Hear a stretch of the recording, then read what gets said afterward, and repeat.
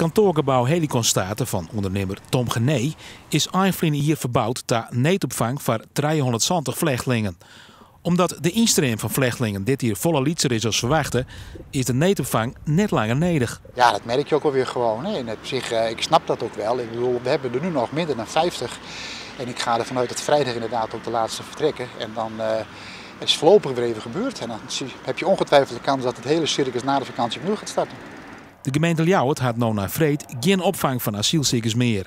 Wethouder Eckhart vindt dat spietig, want de ondervinding met vluchtelingen in Ljouwert is positief. Ja hoor, ik vind het een verrijking voor de stad. En het kan er ook best bij, gelet op de ervaring uit het verleden. Niet alleen hier in Leeuwarden, maar ook in mijn vorige gemeente Sneek. Alleen maar goede ervaring gehad met de komst van vluchtelingen. Ljouwert had de ambitie om een officieel asielziekencentrum te huisvesten en zal er na december op een nieuw praten met het COA.